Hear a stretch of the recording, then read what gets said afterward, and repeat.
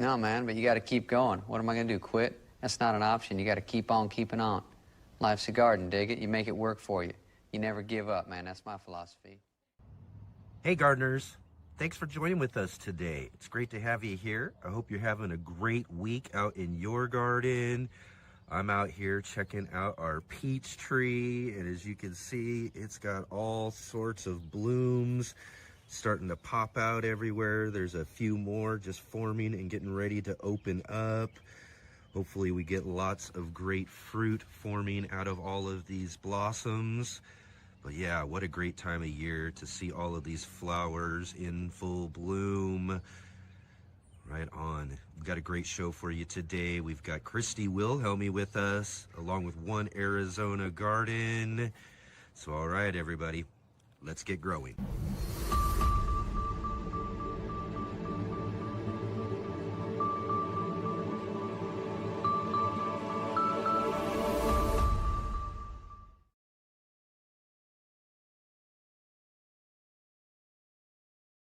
All right, of my passionate plant people and garden enthusiasts. Welcome to the Let's Get Growing show here on the Urban Gardener channel. I'm Enoch. I'm your host today. We've got a great show ahead for you today. Joining with us here, as I mentioned just a second ago, we've got Christy Wilhelmi from the Gardenerd joining with us here just a little bit later on the show. We've got a fun little announcement about something coming up for her as well, too. We have Sophea from One Arizona Garden joining with us here as well, too, coming up just a little bit here for our Are You Following Me segment. So definitely join in and check out our show coming up here. And if you can too as well, let's go ahead and do this here right at the top of the show. In fact, let's get into our chat here. Actually, let's mention here, we got roll call coming up here, and I want to make sure that y'all are jumping in there and letting us know where you're growing from, what you got growing on in your garden. So definitely let us know you're here. And also, let's click that like button, hit the thumbs up. Let's also subscribe if you haven't subscribed yet. Bell notification to be notified of all of our upcoming live streams. We've got lots and lots of great shows still ahead for you coming up in 2026 here on the Let's Get Growing show. And because of that, you definitely want to share with all of your garden friends out there and let them know about what we've got growing on around here on the Let's Get Growing show so that they can come and get in on the conversation as well too. So that's so definitely do that. Share with your friends and let them know. Also, we are your 3-day gardening weekend here too. That's right, 3 days of garden talk here on the Let's Get Growing show. Of course, we're here every Saturday and Sunday at 11 a.m. Pacific time, 2 p.m. Eastern. And right now, I think that's 6 p.m. For all of you over in the UK as well, too. I know you haven't hit your time change yet. So I think it's 6 p.m. right now. And then, here in a few weeks, it'll jump up to 7 for all of you. But thank you definitely for joining with us there. And also, we're here, like I said, 3 days. We're going to finish your 3-day gardening weekend with the green room on Monday evening now. We're here at 5 p.m. Pacific, 8 p.m. Eastern, and I'm sure it's a bit late in the evening for all of you over in the UK, but thank you, everybody, for coming and joining with this really fun show with Natalie, the Fresh Princess, our co-host. We've had some really awesome, amazing guests over the last several weeks. We got another great show coming up for you this Monday as well. I'll mention all of that to you here just a little bit later on, so stay tuned to hear about what we have growing on for those shows coming up. Also, big, huge shout out to all of you who are joining with us on the replay. Thank you so much for joining with us on your time. It's great to have you here with us. And definitely, like everybody's doing here live, jump into our comment section down below. Let us know you're here. Let us know what you got growing on and where you're growing from, or just drop in and say hello. I definitely love seeing all of the great comments coming in after the show is over from all of you who join with us on the replay. So again, thank you so much. And if you are here with us live, like I said, the roll call, we got to get in for roll call coming up here in just a minute. Also, join in the conversation with everybody else as well too in the chat. And if you have any questions or comments, definitely drop those in there as well, and we'll try to answer those questions. Especially drop in some questions for our guests coming up as well too. It's always great to be able to ask our guests your questions as well too. That's what makes it so fun to be here with us live, is you get to join in with the conversation here on the show. And then definitely follow all the links down below in the description to our guests. They got channels and pages and all that sort of stuff. Go and check out what they've got growing on. And if you can, go and leave them a comment somewhere and let them know that you saw them here on the Let's Get Growing show. I love it when you guys take the opportunity to do that and show some support, not only for our guests taking the time to be here with us this weekend, but also to support our show as well too. So it's a great way to do that. Nice free way to do that as well too. Excellent, everybody. So thank you all so much for being here. It's great to have you all here again. I hope you all have had an opportunity to get something going for your 2026 garden this year.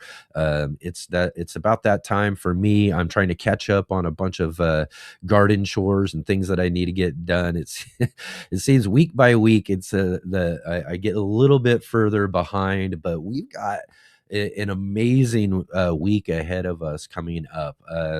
When we talk about weather and all of that, it's kind of been, again, up and down. We all know about false springs that pop up in all of our different locations that we live in. We got to go through these warm periods, and I've got one, and I was just reading the other day for us over here on the West Coast. I guess it's what they call one of those things they call the heat dome. So there's a heat dome that's basically coming over us here over this next week, and my next week looks just amazing as far as weather is concerned. We're going to reach nearly 80 degrees over a few days this next week, so I'm going to be looking forward to that. I'm going to be getting out early and doing some of the work and try to catch up with as many of these things that are on my garden chore list as I can, and start knocking those things out as much as possible this next week, as the weather's just going to be perfect for it. So I'm gonna have to set some other things aside and just really dedicate my time to getting some things done and going and growing in the garden space here coming up. So again, I'm really looking forward to that too. It's that really prime time, and we always look forward to what we've got coming up and what we get to grow and all of that sort of stuff when it comes to the new gardening season.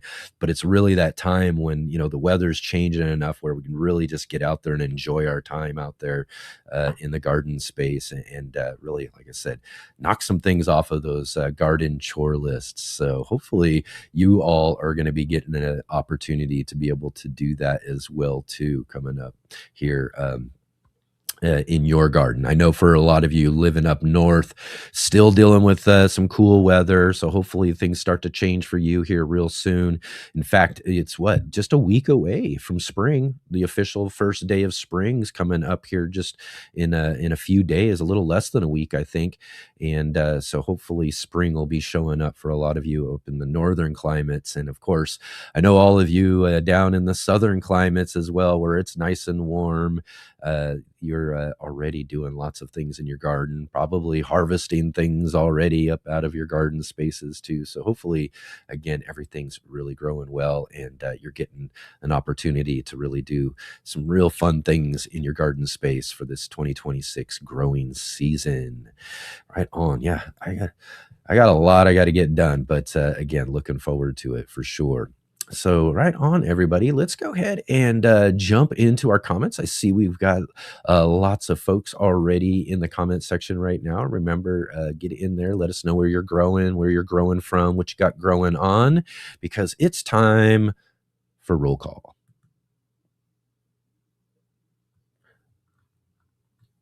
My name is Kevin. Yeah. That is my name. Yeah. They call me Kevin. Yeah. Because that's my name. Roll call. All right. Let's jump into the comment section here and see who we've got joining with us today on the show. And of course, we got to start off our roll call saying hello and a big thank you as well to our good friend the J-Bot in the discussion right now, joining us from Midwestern Ontario, Canada. And keep an eye out in the chat as Jay drops in links and all of that for all of you throughout our discussions today. And if you do have a channel, a small garden channel or that out there, and you haven't had a shout out here on our Let's Get Growing show too, definitely drop in and let us know about your channel as well too. And Jay will drop a link so everybody can go and check out what you've got growing on in your gardens. So let's see here, and see Bowtie Life in the Garden here joining with us as well too, and excellent to see him there. He says, we just got home from the Pearls and Pop-Ups event here in Destin, and it was awesome. Well, excellent. That's really great. Got to get out and have some fun out there. Really great to see you there. Let's see here. I see we got Sean the Gardener joining us from Cornwall, England. Thank you, Sean, for being here. Great to see you here with us on the show. It's great. And let's also say hello to EE2201. Good afternoon. Love the show. Excellent. Thank you so much. Thank you so much for being here with us. Really great to have you here. And we love having you here with us. So thank you so much. It's really great to see you, as well as Frank. We got Frank in the conversation as well, too. Excellent to see you. Awesome, awesome. And we got Dusty Flats in there, just hanging out for the next weather event. Yeah, exactly. It's going to be quite an event for us this week, as we're going to be dealing with some nice warm weather. Good warm weather is always nice to see. And again, with all of that, though, too, I think it kind of falls into another one of those kind of false spring categories as well too, because we'll get this nice warm weather, and then what I saw afterwards, it's going to dip back down in there, and you never know what's going to happen around here, especially for us in Southern Oregon. It could turn around and start snowing on us again or something, but I don't know. I'm hoping we've kind of turned that corner a little bit, and we're on our way to some really good weather coming up. And I see we got our other moderator, Adam, joining with us in the conversation too. Great to see you, Adam. And he's just right up the road from me here in Southern Oregon in Central Point. So again, Adam, thank you for being here. Thanks for helping out. It's great to see you. And let's see who else we got in here. We've got Trolled Garden here joining with us. I'm Trude from Moss in Norway. Awesome. Thank you for joining us. It's great to see you. Excellent. Love to see folks from Norway too. We got our good friend I'll be talking about here too, coming up here next week from Norway. One of my good buddies here in the garden community, Christopher Bransdahl. He's from Norway as well. So little teaser of who we got coming up here soon. I'll be talking about that here in just a little bit on the show. And this is EE says they're from Ohio. Excellent. Great to have you here. Thank you so much for being here with us. And we also got Outlier Gardener joining with us here from Los Angeles. Excellent. It's so great to have you here with us today. Great. Thank you so much for taking your time to join in and check out our chat today. It's good to have you here. And let's see here. We got Look to Nature Homestead, Mikey D from Pennsylvania, 6B7A. And look at that, chilies, onions, ginger, and turmeric are sown, planting some good King Henry this afternoon. The Pheasant's Asparagus, which provides you with a spinach alternative. Excellent. I don't think I've heard of that one. I'm going to have to check that out.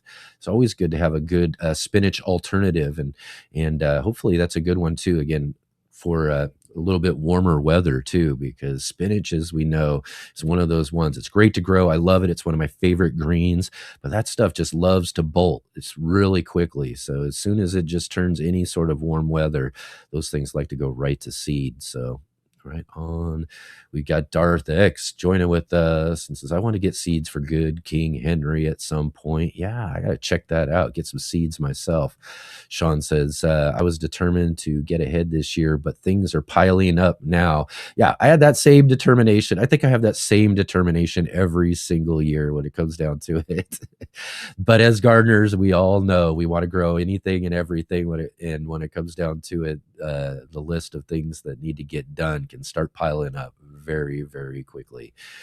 And Outlier Garden says, look forward to the live with Christy. Oh, yeah, absolutely. Christy's joining with us here just a little bit later on the show. Can't wait to talk with her and catch up about what's been growing on with her.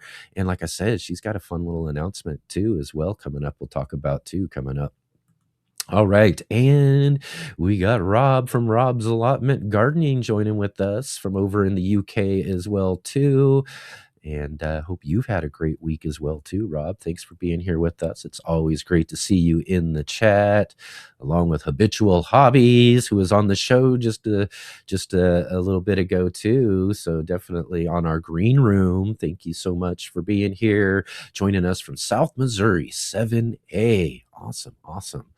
And then Outlier Garden says, had the pleasure of meeting Gardenerd over a decade ago and love her channel. Oh, yes. Christy's awesome. I've got to meet her several times at the National Heirloom Exposition back when they were doing that in California and everything. Christy's really awesome. Really great author. She's written lots of great books we'll talk about later on as well, too. Let's see here. Make sure we're not forgetting anybody in the chat here for our roll call. And let's see here. Look to Nature's also says Oric is a self-seeding spinach alternative as well. Oh, good. It's a good self-seeder, right? Excellent. And then Bowtie is Triple G Global Gardeners from the Emerald Coast of the Panhandle in Florida. Excellent. Great to have you with us, David.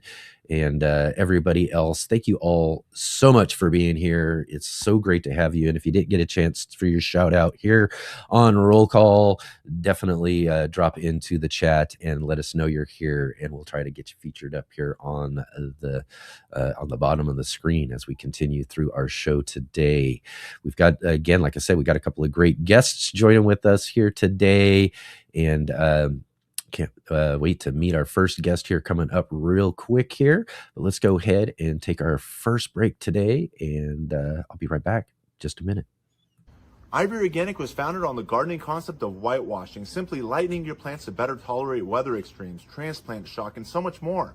Such a valuable gardening practice that farmers have been doing it since BC times.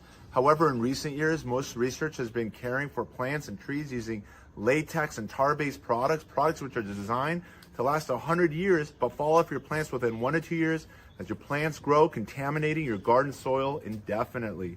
Available in colors white or more natural looking colors such as brown, green, gray, and grayish.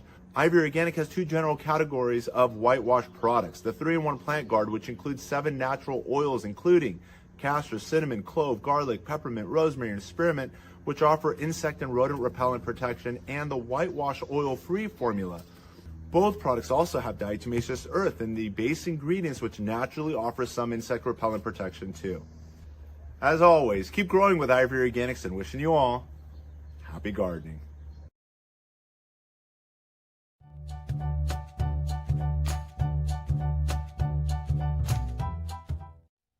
Hi gardeners, this is Brandy, the Suburban Gardenista, and I'm here today with your garden trivia for this week. Your question for today is, which plant is known as being thermogenic, meaning that it can actually generate its own heat to melt through the snow? And your options are A, the Arctic peony, B, early rhubarb, C, the skunk cabbage, or D, a very determined dandelion. I'll be back a little bit later in the show with the answer.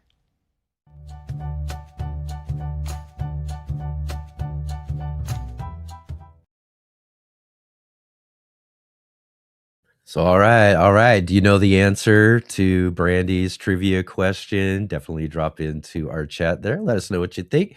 And like I said, she'll be giving you the answer coming up here in just a little bit later on in the show. But real quick here, if we get moving on, let's mention what we had growing on here on the show this last week.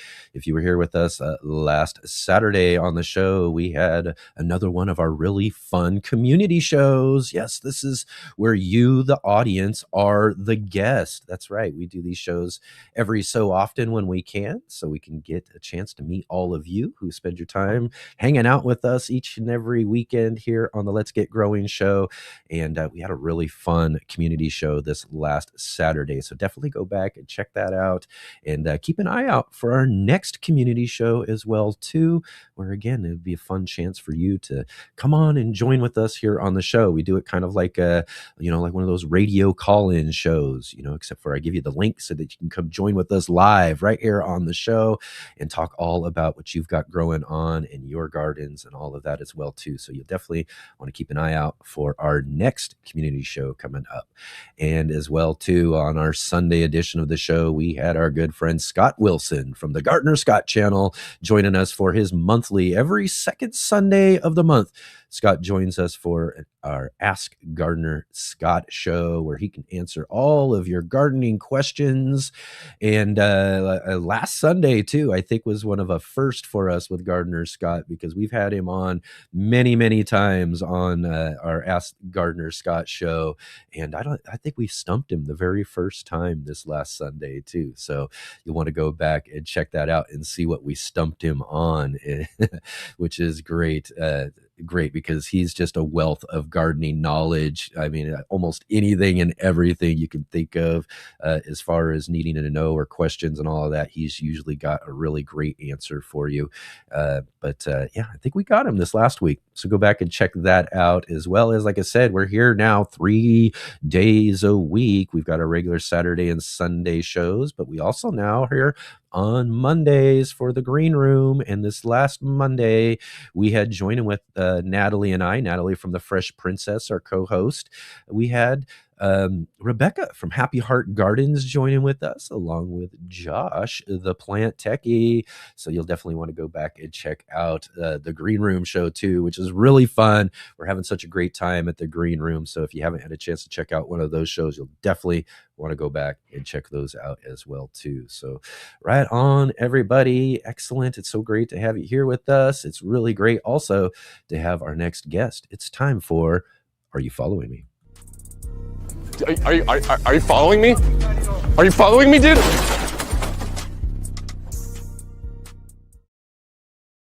So, all right. Let's go ahead and welcome to the show, Sophea from One Arizona Garden and Growing Green Things podcast. Right on, Sophea. Thanks for being here with us today. It's great to meet you finally. Nice to be here. Absolutely. Wonderful. Let me give you just a minute or two here to go ahead and introduce yourself to everybody. Let everybody know about One Arizona Garden and your Growing Green Things podcast. And so everybody can go and find you. I'm sure we'll get Jay dropping a link for you as well, too, coming up. Yep. Oh, thank you. Are you? Sorry. It's on. I'm sorry. I was like, oh, okay. Oh. Yeah, go ahead and introduce yourself there to everybody. Let us know about what you got growing on over there at One Arizona Garden. Okay. Hi, guys. My name is Sophea. I live in Chandler, Hotland, Arizona. It's really crazy because you can grow so much here in Arizona. Yeah. And my main channel is One Arizona Garden, the whole spelling, O-N-E, instead of the number one. And then recently, I just started a podcast on mainly on Instagram right now. It's called Sowing Green Things. Did I said Growing Green Things. I got to fix it's that. Okay. It is Oh. okay. Growing Green Things was taken, so I went with sowing. Yeah, that's right. I don't know why I thought that when I was just doing that earlier, but let's go ahead and fix that real quick. Oh, there we It go. is okay. So I am a full-time special ed teacher, and I garden on the side as a stress reliever. And then I just started the podcast because I like Love talking. that. Oh yeah, same here. That's exactly the case here for sure. Absolutely. And yeah, I've been really liking your little podcast you got going. I catch that every now and then on the Instagram as well too. So that's really really fun. It's really kind of a fun thing to, like you said, if you enjoy talking and talking with folks about gardening and all of that, what a better way to do that than to have your own podcast or show like that, right? That's right. Yeah. Oh. Right on, right on. So tell us a little bit, for one, let's just get right down to it. You kind of a mention about, growing and gardening for stress relief. Is that kind of how you got started gardening, or, how did your garden story basically get started? So I'm a special ed teacher, Yeah. and life is really stressful because Hmm. it's not an 8 to 5 job. It's literally a 6:30 to, whenever you finish your paperwork. Right. Because as a special ed teacher, we have so much paperwork, it's like ridiculous. Mm. Um, and I used to go to therapy, but then it got expensive. And then one day I was pulling weeds in the backyard, and I was like, "Ooh, I like this." And that's how I got started gardening. Oh, yeah, that's how you got started gardening. Yeah. Well, again, too, it, it's one of my favorite things to kind of talk about though when it comes to gardening really is this extra benefit we get. I mean, one of the things, we have we have our own doctor who shows up every couple months to talk about things, Dr. Jeff. And Oh, and nice. one of the things, is that we don't just get food from our garden. We get all sorts of other things, Mhm. exercise, all of this other sort of stuff. But the big one really is this sort of sense of relief in a sense Mhm. from things that we've got going on in our lives and our world. And I've always said that once a gardener really kind of discovers that, especially new gardeners and all that, once they discover that it's just kind of like seals the deal. You're like a gardener for life after that, right? Mhm. Yeah, no, and I don't know if you have many guests from Arizona, but it's also challenging to garden here in Arizona because we Yeah. have 2 seasons, that's it. It's either winter, which we did not have this year, and summer. Right, right. I'm starting to feel that way around here for us too, as well. Like I say, we got this, we got some temperatures changing up here this next week. We're going to be nearly 80 degrees for most of the week this next week, which is kind of crazy. It'll dip down a little bit, but afterwards, but that's kind of how it felt over the last couple of seasons, that it's almost just kind of gone right from winter to summertime for us. And in Southern Oregon, where I live in this valley, it can be really as hot as Arizona at times for sure. We're at 100 degrees right now, and our winter was in the 80s. Yeah, So, definitely can't touch it as far as what you get for your winter times, but our summer times can really get up there for sure. mhm. Yeah, Yeah. no, it's really nice. I mean, we can grow so much, just so much heat-loving plants here. And when I first moved here, the first year, I hated it until I discovered gardening. I was like, "Oh my God, I'm never gonna ever, ever, ever move out of Arizona." Yeah. Yeah, it then again becomes the challenge of that now that you've learned how to grow in such a place, you know what I mean, that folks don't really think you can grow a lot of stuff in. Mhm. But once you figure that out, then the challenge would be if you moved is to figure out a whole 'nother environment and a whole 'nother thing, right? No, I'm not gonna move. I am Not not gonna do going it. to move. I'm just going to literally die here, and my body can be compost. So, There you go. I love it. That's great. It put me in the garden, right? I say that's that right. as well. Yeah. That's awesome. Excellent. So again, um, l- tell me just a little bit more about like again some of this early gardening that you were doing. What were some of these things that you were discovering as you were getting out into your garden that you could grow in this Arizona? Well, first of all, we can grow moringa trees, which are heat-loving Mm. plants. And my whole backyard is like a food forest. I don't know if you can see a little bit of it. Yeah, I love the Um, background too. Again, to someone who can really compete with me here too, right?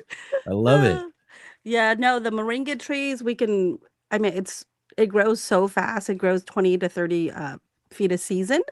Mm. And I use it to build my microclimate because, in Arizona, you really do need that dapple shade to keep everything alive. So that's the number one plant that I grow here.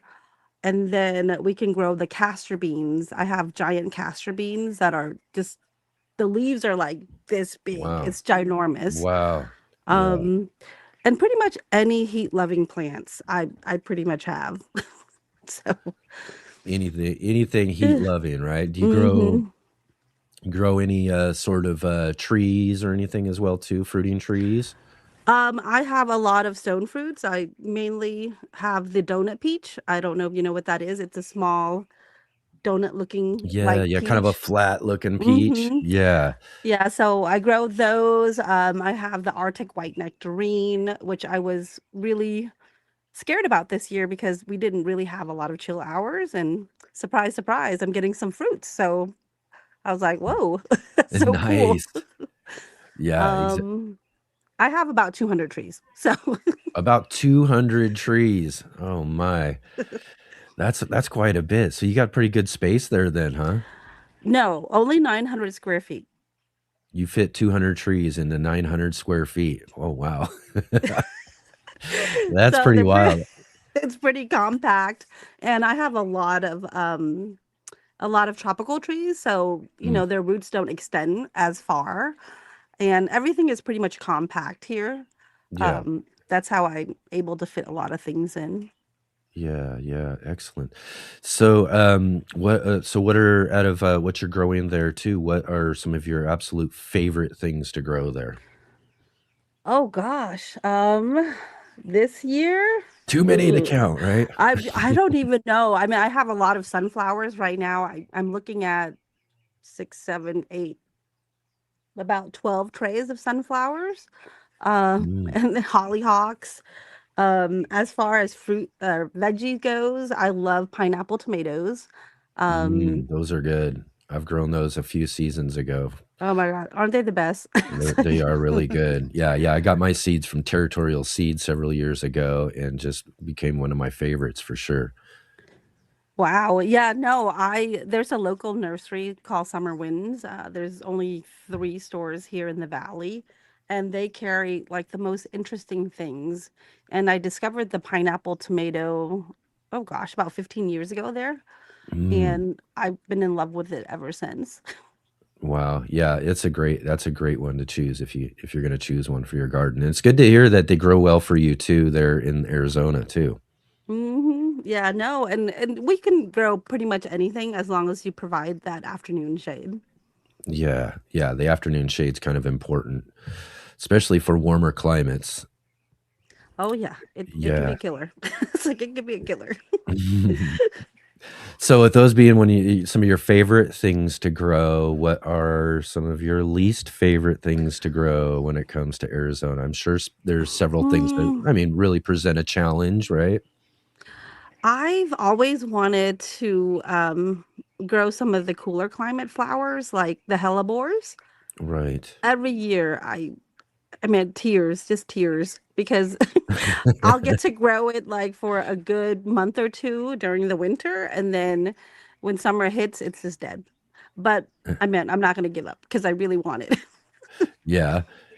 So yeah, right on. Excellent. Let's see here. Jay was asking actually here. I would like to know more about fitting so many trees in a small space.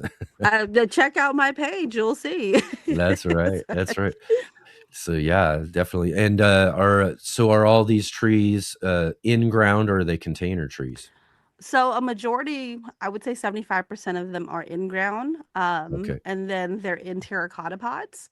Um, Mm, because here, I mean, the terracotta pots are like the best. You can't overwater it because the water seeps right out because it has so many pores.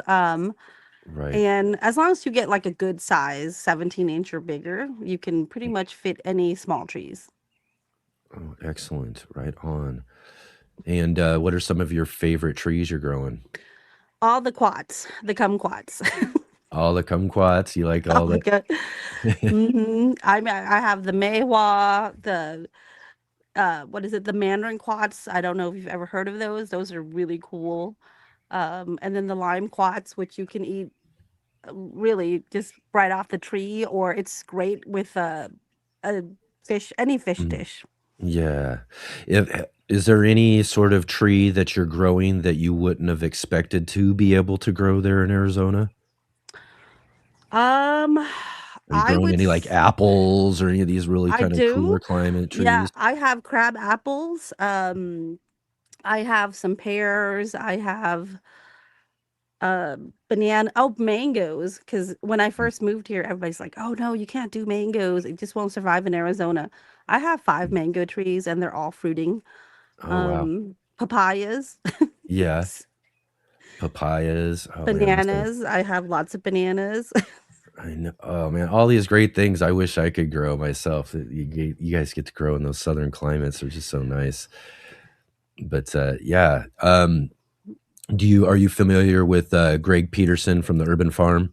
hmm Yeah, you get any of his trees at all? I do every once in a while.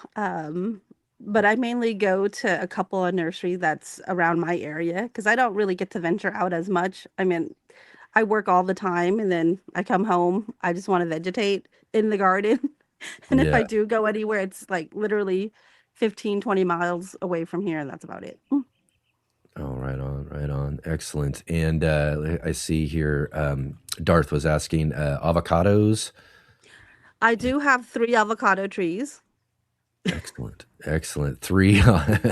Name it. Just name it, and you got it right. Um, oh my gosh. Yeah, no, this year I added the Marcus pumpkin. I don't know if you know what that is. The fruits are like this big. Oh wow. Um, and then I have about, so those are the ones that are going to fruit. I also have like 8 seedlings of avocados.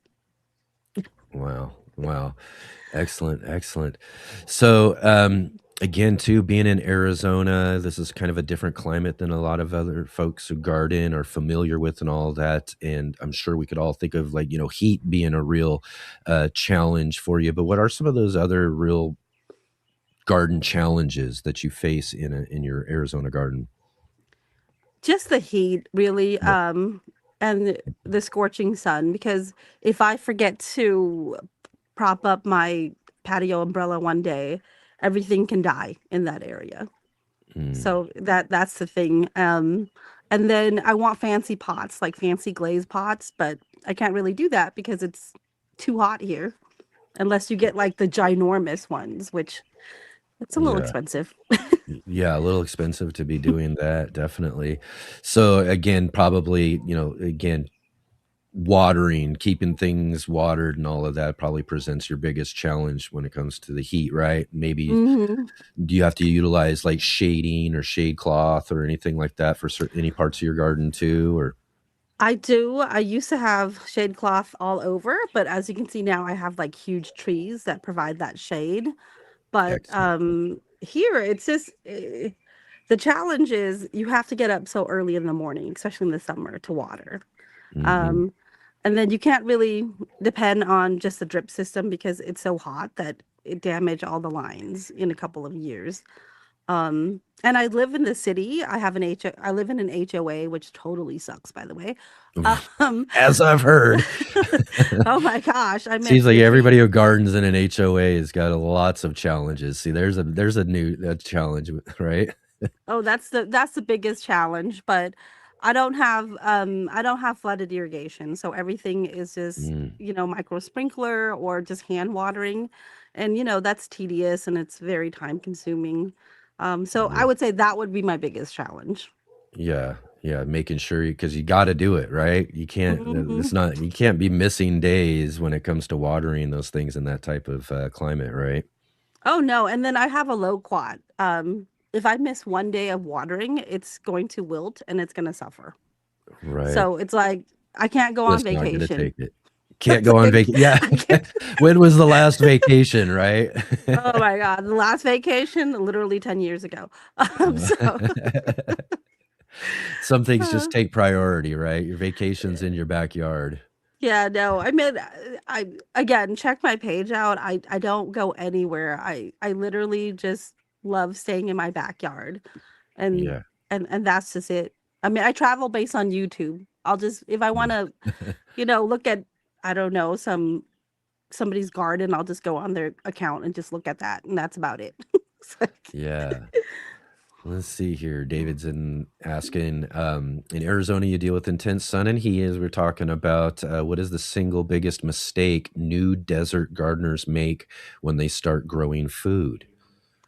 They want everything and anything. I would say start Mm-hmm. small. Yep.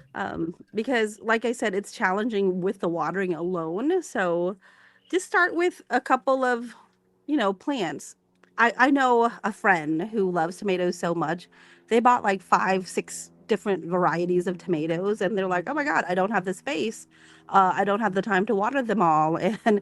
And did you know you have to make a trellis for the indeterminate tomatoes? So there's a lot of things that you have to learn. Yeah. So I would say start small. Start small. Yeah, yeah. Start with more desert friendly type of things so they can see some Mhm. successes for sure, and then kind of work out and experiment from there, right? Mhm. Yeah, definitely. Excellent. So let's see here. Tell us a little bit more, okay, about Sowing Green Things podcast. I've been really, like I said, I've been kind of enjoying it. I love other folks who get out and do interviews and talk with other gardeners and all of that. It's really, and you do a real great job with your podcast there. Tell us how you got that all started up. Um, I so I had a part-time job working at a local nursery, and Mhm. it was too time consuming, and but I still love talking to people. So I was like, you know what? What's the best way to do that? A podcast. Yeah, But the difference between my podcast is I haven't streamed it on any streaming platform yet. It's just strictly on Instagram, um, which is doable for me because yeah, because I have a full-time job. And everything is everything is fun there. I'm not too serious. I love to laugh. And all the people that I interviewed are literally they're at the comfort of their own home. Nothing yeah. is in person. Yeah, yeah, that was a big change for me when it came to what I was doing with my content. Years ago, I would be traveling and visiting people and doing videos and checking out Wow. gardens and everything. And then around the pandemic time, everybody, Hmm. we kind of stopped doing that. So it was like, okay, we're all getting familiar with Zoom, so we start doing that. But then that was like, well, this is really great because now I can reach people from all over the world now That's versus right. having to try to travel and get to talk to people. So it really kind of opens things up for conversation, right? Yeah, and then I'm at And who you can talk technologies to. these days. They can just send you a picture or a video, and you can insert that in for the viewers to see. Um, Yeah. but since I've been doing the podcast, and like I said, it's been a little over 2 months. It's been so much fun. Yeah. Um, and I mean, I'm not making any money, but it's okay because I Right. love, I mean, I just love the joy of talking to other people about all the Exactly. things we love. Yeah, yeah. There ain't much money in gardening talk, but you know what? Like you said, it's fun to do. It's just one of my favorite times of the whole week is getting to sip in the weekends with folks here on the Let's Get Growing show and talk with all of these just amazing gardeners that we get to talk to, like yourself. So, real quick here before we finish up and let you go, tell us a little bit about what you got coming up. Do you got any projects or things that you're going to be doing over at One Arizona Garden, or any cool upcoming guests you might be having on Sowing Green Things? Um, well, for sewing green things, one of my guests, or for next week, she's a teacher as Yeah. well.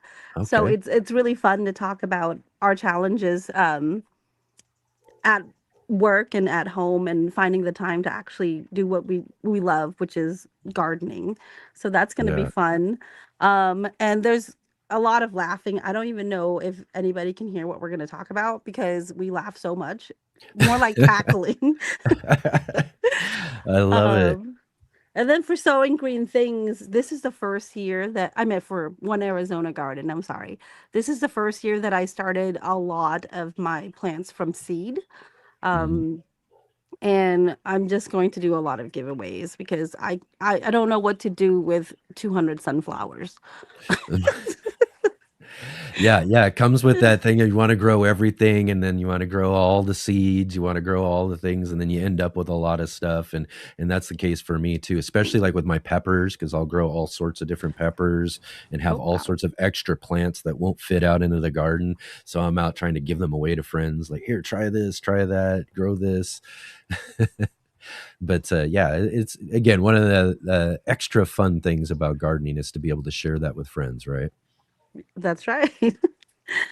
Well, thank you so much for having me on. Yeah, absolutely. It was really wonderful to have you on. And again, for everybody, definitely go down and check the links down below to Sophea's channel there, and go check out what she's got growing on over at Sowing Green Things as well too. Go give her some likes, go leave her a comment, let her know you saw her here on the Let's Get Growing show. And again, thank you so much for spending your time with us this weekend. It was really awesome to meet you. Thank you. All right. Bye, guys. Bye-bye. Hey, gardeners. Thanks for tuning in to our show today.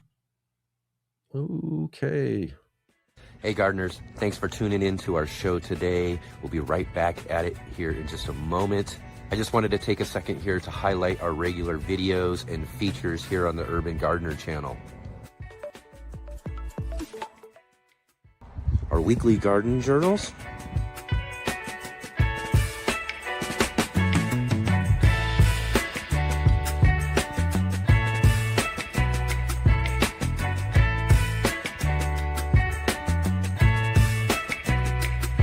and our incredible featured visits.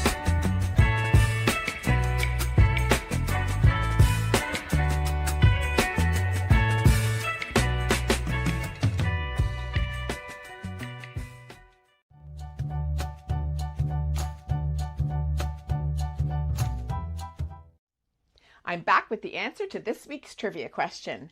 Do you know which plant is thermogenic? The correct answer is C, the skunk cabbage. Eastern skunk cabbage, which is native to many parts of eastern North America, can generate its own heat and can actually reach temperatures up to 20 degrees higher than the surrounding air so that it can bloom while the ground is still frozen.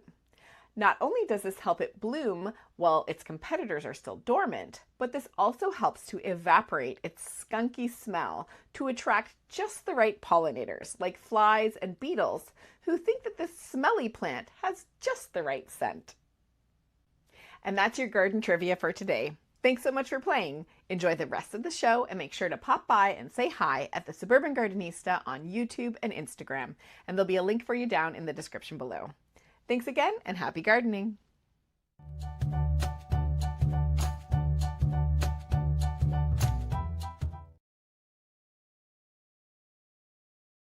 All right. Thank you, Brandy. Did you get the answer to the garden trivia question correct? Awesome.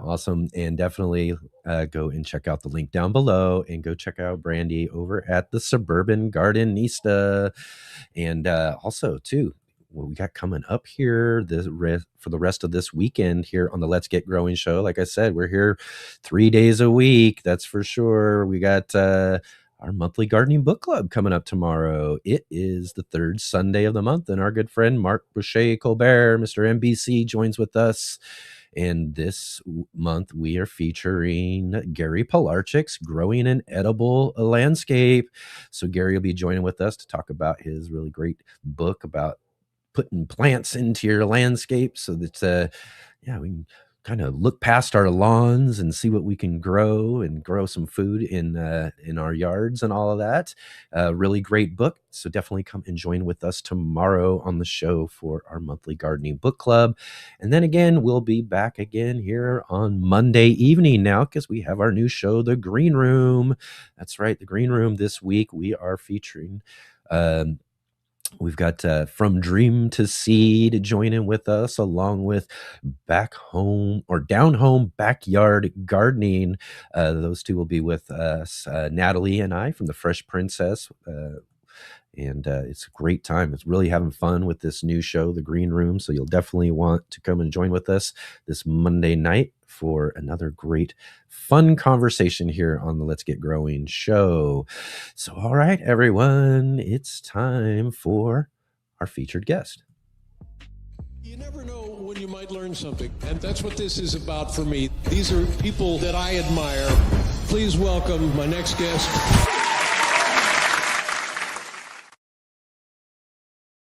So, all right. It's always great to have guests we've had on before back onto the show. And so today we're welcoming back Christy Wilhelmi from Hey over there. at the Gardenerd.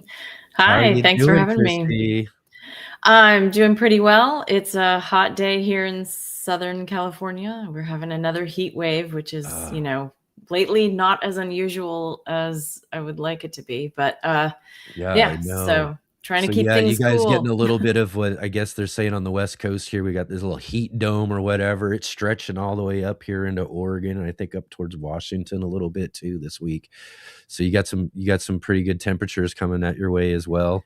Yeah, about 10 days worth. So it's Yeah. going to probably put an early, not necessarily an early end, but a more of a final end to any of our winter stuff that was growing. Right. And except my cabbages, I think they're still going. They're going to be good. But it's really motivating to pull everything out and start planting new stuff, because with the warmer weather, the seeds germinate faster. We like that. So I'm in bed prep mode right now, pulling old stuff and prepping beds for the spring crop.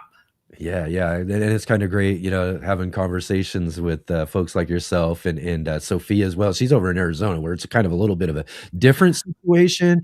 But those Completely. in the South or in the more southern climates, you're already well into growing, harvesting, doing all sorts of great things and stuff. While some of the other folks who are gardening in those northern climates are still kind of waiting to get things going and get things out into their garden spaces. So we kind of live vicariously through some of you gardeners and or online to see what you've got growing on at this time of year. What are some of the things that you're getting planned for to transfer into your garden spaces after you're pulling some of this stuff out? Well, we run differently than most of the country, where everyone else is preparing their cool season crops right now. We are right into our warm and hot season stuff. So I've got tomatoes under grow lights, and I've potted them up to 4-inch pots. So those will be a little bit, hey, Shauna Gardner, those will be going out as soon as I'm still picking the peas from the winter cover crop, where the tomatoes are going to go. So I like to grow shelling peas in the spot where my tomatoes will go, because it helps them grow better. And that's kind of my trick. But cabbages and brassicas are finishing up, all the other brassicas. I'm going to be planting seeds for more lettuces, arugula, cilantro. I've got plans for squash, but the space isn't available yet. And I'm looking out there, what else have I got? Oh, corn. I'll be seeding corn soon, which I know feels really early to everyone who's buried in snow right now, but here we are. Right. Wow, you think of if you could start doing corn this early, you could almost do like 2 different crops of corn, wouldn't you think, right? Yeah, I haven't tried that yet, because I'm usually traveling later in the year Right. when it is important to be around for that kind of thing. But we harvest in July, and then you can plant another crop, because here it's hot until through October. So we could do a second crop if we wanted to. Yeah, especially you find some of those, faster maturing varieties, squeeze those in. Yeah. Yeah. Excellent. So, I know we're talking a little bit about, what you're planning and getting going right at this moment, but it's been a little while since we saw you. How did last year's garden grow for you overall? It's been a little bit of a challenge. I have two gardens. So I have my home garden, and that one did pretty well, although I am having to dig out roots from neighboring trees and shrubs as usual. And I'm noticing it a little bit more. So things didn't quite grow as well as I would have liked. But in my community garden, the wildlife, it is team wildlife has been winning last season. Mostly, but here's the thing. We've got an influx of coyotes who have been showing up in the community garden, and they're eating a lot of the prey animals that are in the in our beds. So Yeah. the rabbits, the gophers, the rats, they're all disappearing, which I'm okay with. I know there's a Yeah. lot of people who are trying to put the coyotes. They're like, oh, I need to shoot the coyotes, and I'm like, you know what? They're eating all of the Yeah. game that's Yeah, out there. they're kind of your garden protectors in a way, right? Yeah. So I did show up. This is morbid, but I showed up once and I had a gopher trap in the ground, and Yeah. it had been dug out by a coyote and they had eaten most of it. Oh So my. Yeah, I you got got to to deal with clean up. that too, right? Yeah. So there is, that's going on. But otherwise, I feel like things are I keep mentioning my cabbages. I'm most proud of those because those are all growing really well. And I've got beets going right now, some green onions, some chard, and lettuces, carrots. Yeah. And here, turnips and parsnips. I just harvested a bunch of turnips, more carrots, and there's a lot going on. The salad greens are bolting to seed, and that's okay. Yeah, They make a big show, and I let them scatter because then they volunteer everywhere next season. So that's kind of cool too. Yeah, that's really awesome. That's awesome. So anything you're thinking about as far as like maybe something that didn't do as well this last year as you're saying that you're going to got some sort of solution for, something that you're thinking about in order to give it another shot this year? Well, I did get a few new seeds to try. I've been battling downy mildew, Mm, and I don't know if your listeners know, but there are different, downy mildew is species specific. So if you've got downy mildew on your green onions, it's different than the downy mildew on your basil. And okay. so I have my basil under control because I'm growing downy mildew resistant varieties of that. But now I think I picked up some downy mildew on green onions because I bought some from a nursery and they were infected. So that's a Oh, problem.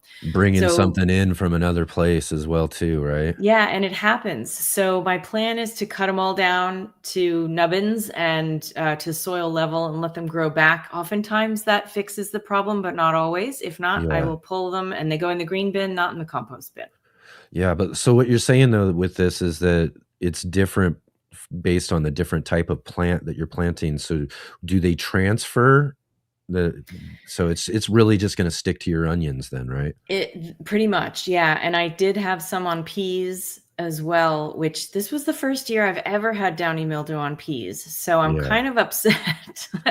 But I think in this case, being the what do you call it? The disciplinarian and pulling the crops before they get to spread the spores everywhere is the right thing to do. So I've been more diligent about doing that this year than in the past. Yeah.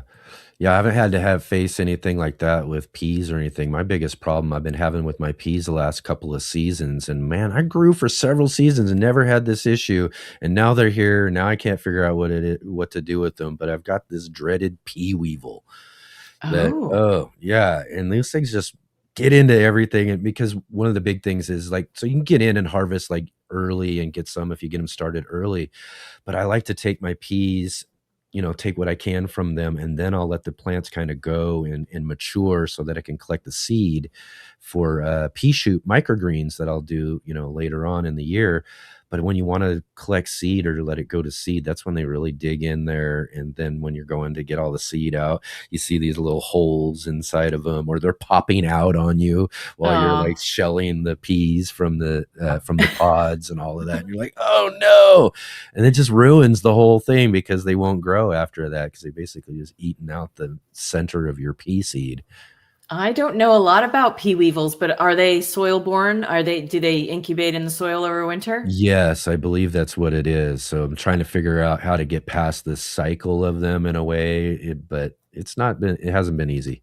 I'll bet there is a beneficial nematode that will take care of that. Have you Mm. tried that's my first approach to everything is let me look up what What predator, predator? Yeah. nematode I can find for this. Yeah, no, I'm Um, gonna have to dig into that and check that out for one. I've just been kind of going with the let's get them out a little bit earlier, or try to do something off of the regular schedule that I'm doing. Maybe, I don't know, planting later or even, but that's not really a good idea because it just gets too warm too fast. right. But yeah. But Yeah. yeah, it's just awful.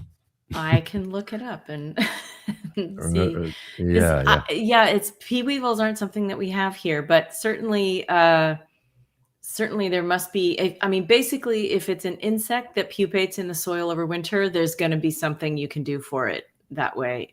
Usually with either Gotta be a something that bacteria, a fungi, or a nematode that will predatorize that whole thing. Yeah, we got to get on that for sure. Yeah.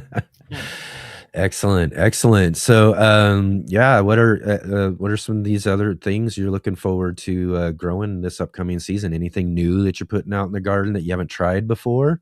I've gotten a couple of new seeds for some peppers. I've never grown Aleppo pepper before, but I've been watching a cooking show that uses a lot of Aleppo pepper. So I'm like, yeah, I'll try growing that. That'll be fun. Yeah. And I always try at least a new tomato variety every year. I'm trying to think of what it was. It's a container variety from Renee's Seeds. I think it's something with fire in the word. I'll have to dig through my seeds and find that. But always try something new, of course. And I'm gonna give some things that haven't worked in the past another try, because for me, if it doesn't work the first year, I try it for at least 3 years before I give up on it. There's a squash that's called the emerald serpent, I think is what it's called, and it's a Italian like long serpent. Oh, God, I'm sorry, I'm not thinking of what it is, but it's on the tip of my tongue. That happens to me all the time. So I'm giving those things another try, and the new pepper that I haven't grown before. Oh, excellent. Have you ever tried, we were talking with Sophia in the last segment about the pineapple tomato. Have you ever tried a pineapple tomato? Yeah, I've grown that before. It's a nice one. It reminds me of my favorite yellow golden tomato is a Zoychka, which is a yellow beefsteak type tomato that is anything with a Russian or like Czech sounding name has been grown usually in a mountainous region. So it's really good for coastal gardens that don't get as warm as inland places. So I focus on those because I'm near the coast in Southern California. And Zoychka has always been a really nice big producer for me, even if beefsteaks don't get as big as they do anywhere else. They stay pretty small because we're moderate temperatures here. But I like that one. And Marvel stripe. No, that's I know. Names get me so many times on different varieties, for sure. And I haven't looked at my seed tray to see what I'm growing, because there's certain ones that I grow every year, and I ran out of a Zoychka seed, so I am trying something different this year, but I can't remember what it is. Sorry. Yeah. No problem. Yeah. So right on. Again, too, let's jump into what you got going on over at Gardenerd right now. Tell us a little bit about Gardenerd, so everybody who's watching right now who might not be familiar can learn a little bit about that. Also, too, we got links down below in the description for anyone who wants to go over there and check out what you've got growing on there. Sure. Gardenerd is my website and business. I teach people how to grow food in small spaces. And I do specialize in the warm winter climate areas. So if you're listening from one of those, I'm definitely on your side. We do classes, consulting, food garden design, installations. I have a maintenance division where we take care of people's gardens, which is kind of another wing of the business. And then I have my books behind me, so you can see Yeah. High Yield Small Space Organic Gardening. That's about growing vegetables in small spaces. Grow Your Own Mini Fruit Garden is about growing fruits in small spaces. And then my novel, Garden Variety, right there. Mm-hmm. And the sequel, which is coming out right now. We're going to talk about that. Oh, I know. I'm really excited about this for that. sure. I know. Absolutely. So I also have a YouTube channel. I had a podcast for 17 years, and you can listen to the archives anytime you want. And I've been working for 17 years. Is it still going on? No, I put it on hiatus in 2024 so I could focus on some other projects. And but I do include on my newsletter every week. I'll go back into the archives and post a relevant podcast episode. And I'm on all the social media places too, so you can find me there.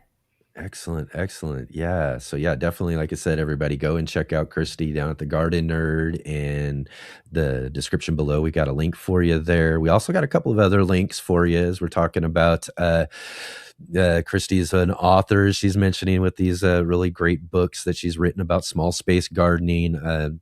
Real quick though, I want to kind of dig into a little bit about the fruit garden book real quick before we move on. But Sure. Tell us a little bit about that. Is this like talking about like growing like container trees and things like that for small spaces as well? Right. So for small space gardens, whether it's a patio, balcony, or in ground in a small yard, there are options for containers for, I talk a lot about, I'm sorry, I'm losing my words today. It's a planting trees in the same planting hole, and it's not companion planting, it's another C word, and I can't remember it right now. But you're basically either using a technique that has been tested out for many years. I interviewed Tom Spellman of Dave Wilson Nursery for the book, and he really was a big innovator on this concept of grouping trees together that are in the same plant family, like stone fruits, citrus, and all of that, like palm fruits. And this together. is just putting them, again, like you said, in the same hole together, letting them kind of grow right with each other as well, right? Right. And you're shaping them as keeping them small so that you don't have to have a ladder to harvest them. You're keeping them compact. So you start with small trees to begin with. So dwarf or semi-dwarf, if you can, some, miniature, if some trees are available in that, but not using standard size trees, because that's just too much work. And the tree's not happy if you're pruning it really small, but you can keep smaller trees small. Like my front yard is a mini orchard. I've got 5 fruit trees out there instead of a lawn. And we have all of our citrus, and I have a pomegranate tree, and I've got space for one more because we lost a plum tree years ago and haven't replaced it yet because of the disease. There's a insect that was boring in, killing all the stone fruit trees in our area. So yikes. Yeah, it's always worse. Those things that affect your trees and really mess up like whole seasons of things when they just get in and just ruin everything, huh? Yeah, we did have Tom on the show before too, talking again. He's a whole concept of backyard orchard culture and these sort of things. And I know that's one of the things he's talked about before. Have you ever like multi-grafted any of your trees or tried doing any of those? I have not. I'm sort of lazy in the way that I'm not as my nerd. Yeah, my nerd brain goes in a different direction than grafting fruit trees, but I know a lot of people who are rare fruit growers who do go in that direction, and they're grafting stuff all the time to see what takes hold. Yeah. Yeah, we talked a lot about that on our last Monday Green Room show we did. We had Josh Gardens from the Plant Techie, and he's just big on growing all sorts of different fruiting trees and everything. And we were talking about doing those multi-grafts, which are just, to me, pretty amazing. I interviewed a gentleman from the California Rare Fruit Growers. Is it an association? Anyways, he was telling me about a tree he has in his backyard with like over 170 different variety grafts on it. And I'm like, there's just no way. How is that even possible? But it's just kind of cool, the idea that you could grow all these, similar types of trees, again, like what you're doing in the same hole, but you're grafting these similar types of trees onto each other to get all these different varieties. But It's Again, fun. I'm the same. I'm kind of a Well, little lazy to get I it going, but I want to try it out sometime soon. it's worth trying, and I'm not going to put anybody down for doing it. I know that it takes a long time, and some of the graphs don't take, so you just have to keep Yep. trying. Yeah, yeah, exactly. Right on. Excellent. So yeah, let's move on and talk a little bit about, of course, for everybody who hasn't had a chance to check out our book club. Christy was one of our first book clubs in the first year or anything, which was really great because what we like to do on the book club is, have all sorts of different types of gardening books. And one of the really cool things that you've done over the last few years is you wrote a book called Garden Variety, which is a fiction book. It's Mhm. a book of characters. It's set in a community garden, and it's just a really, really fun book. And in fact, I'll just mention this as far as the story goes, is I discovered your book and yourself by researching and getting the idea for this show going Oh, how because fun. because the original name I had for my idea for this show was called Garden Variety. It was going to be a garden variety show is what it Mhm. was the idea. And I was looking it up, who's using the garden variety out there? And I saw a couple of other things, but then I saw your book, Garden Variety, and I had to check it out and read it because it was, again, different because it's a fiction book, unlike what we're getting with a lot of our, you've written, how-to type garden books or other books of that sort of nonfiction type of value. But this one was just really fun. So first off, before we get moving on, let's talk a little bit and tell us a little bit about the original Garden Variety book. And for anybody interested, I do have a link down below in the description to that book club episode where we also dig into that book too. Oh, cool. Yeah, that was a fun episode. I remember that. Garden Variety, it's like you said, set in a community garden in Los Angeles, California. It is inspired by the fact that I've been a member of a community garden for 28 years, and there is so much fodder for story in that place. And so the characters I came up with were all amalgamations of people I've met over the years in community gardens and outside of that. And it's really, I like to create stories that teach people how to garden as they go through and read it. So there are a lot of gardening lessons peppered throughout the story. So a lot of people, the feedback on the book is, this was so much fun, and I learned so much as I read it. So Yeah. it follows a cast of characters. It's a kind of eclectic group of people in all different ages and in different parts of their lives and dealing with different problems all the way through. Yeah, and as you just mentioned too, and that was kind of one of the fun things about as you're reading through and kind of discovering is that yeah, maybe a fiction book, but you're like sprinkling in some garden how-tos, tips, and all these sort of things throughout the book as well too. Yeah, I had fun doing that because originally when I wrote it, I wanted that to be my garden book, but then I got hired to write my first gardening book, and so I had to Right. go back and like, okay, now we need to make this like a real story and cut out all the stuff that I put in the other book. So what was left is essential and fun, and you get to get into the lives of these characters at the same time. So this book was something again that you had kind of started before you got on to doing the other books ideas and stuff. So this was kind of one of your original ideas for a book.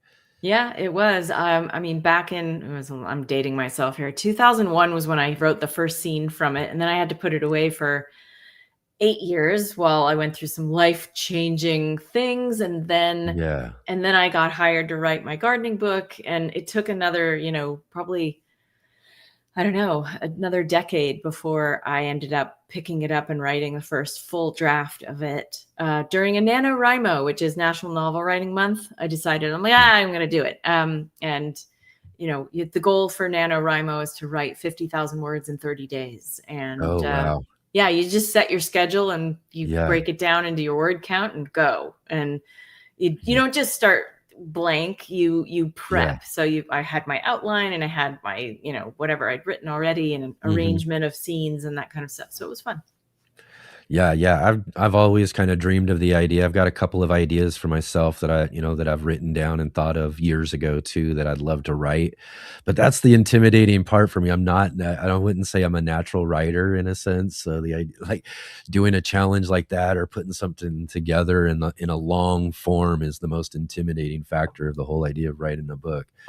Yeah, it is its own animal. And I had written short stories prior to that. And I thought, well, if I can do that, I can probably write a novel. And, but the thing about it is there's a phrase that I quote often from Mary Heaton Forrest that she said, the art of writing is the act of placing the seat of one's trousers into the seat of one's chair. So Oh yeah. you just sit down and do it. Just get going, right? Yep. Yeah, or do some of those kind of stream of consciousness, I'm not even saying that right, but exercises where you just where you just kind of let things go and just write and see what happens in a sense too, right? Yeah, and there are planners and pantsers, people who plan ahead of time, which is what I fall into that category. I like to map it out ahead of time, and I like to know how it ends before I start writing or get close to it. And then there are pantsers who write by the seat of their pants. They just let's see where we go today. Let's see what the characters tell me today. So that's you can be different or in between or one of those things. I'd probably be one of those, if it came down when it comes down to it. Just let's explore this idea right now and see where it goes, versus all that sort of stuff. But yeah, there's no one way to do it. Yeah, I'd love to do it. I've got like you said, it takes a lot of time as well too. You got to probably set some things aside to be able to put my seat in that chair and just get going at things too. I've over all the interviews we've done with all sorts of different authors, that's kind of been the case. Is like Gardner Scott, we had him on, and he's like, yeah, I had to like literally quit making videos for like a whole year pretty much in order to be able to dedicate my time to be able to do that. And again, you got to do all of the edits and rewrites and all that sort of stuff as well too. So there's a lot that goes into putting a book together. Yeah, it's a process. And I will usually toggle on and off between one project and a book and another project and a book, and then, kind of send it off and then work on another thing. And then when it comes back, from editors or readers or whatever, beta readers, then fix it. Yeah. Well, right on. Well, let's go ahead and do this because I've been kind of teasing this out too, because again, I love the garden variety book. It's really become one of my favorite like garden books in a sense, just because of how unique it is in a sense. But you've been working on a follow-up too, right? Yes, I have, and I have it right here. Oh, this is I the got sequel. This right here too. Ta-da! Bolting to Seed. A garden variety novel. I love the little subhead down there too. That's perfect. That's right. Yeah. So it is technically a sequel, but it is written to be a standalone. If you haven't read Garden Variety, you still can understand what's going on with it, because the editor that I had for this book had not read the first book. And so she made me go back and but she suggested strongly that I go back and put in enough backstory and information about the characters so that they could read this on its own without knowing. And so it was a little bit of a challenge to go back and give just enough information that it doesn't give away anything in the first book. Right.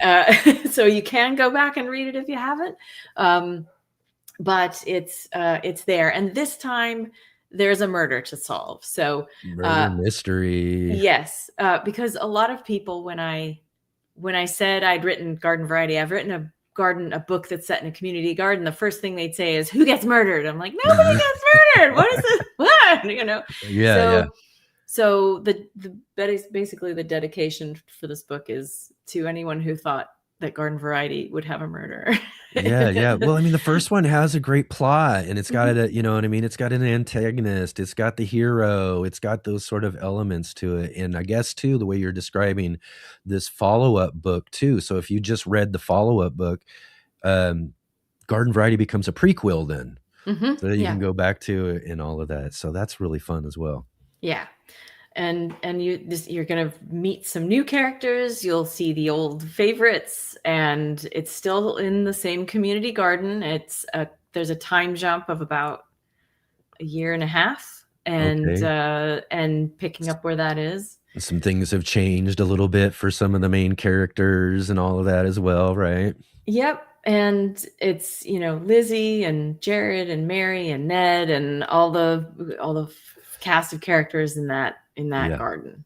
Yeah. And again, too, I mean, and I encourage folks, if you haven't been to or gardened in a community garden, if you got one in your neighborhood or in your city or something like that, go out and get yourself a plot and go and join in a community garden. I've been in a couple of them here, and that's one of the things I really loved about Garden Variety was the familiarity it has for any of us who have been in community gardens. Is that there are always just characters, and everybody's in the different, and that's what makes it really fun, is it kind of brings your community garden experience to life through this book and these other characters.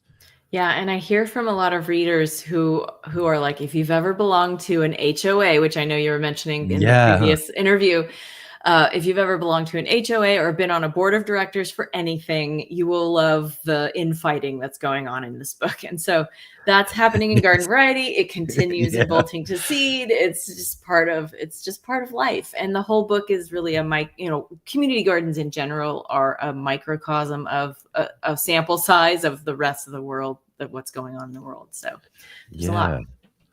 So we want to mention too here, Jay did pop up into the chat. If y'all want to go check out a link, I also have one down in the description for everybody on the replay too, that Christy does have a Kickstarter for her Bolting to Seed book. If you want to get in on this Kickstarter and help her get this book out there to everybody, plus get some pretty cool stuff. I was going through it. I was like, you got some pretty good things that you have to offer for different levels that folks could join in for that Kickstarter. You want to talk about that a little bit? Of course. We came up with some kind of cool rewards. You can get anywhere from just the one.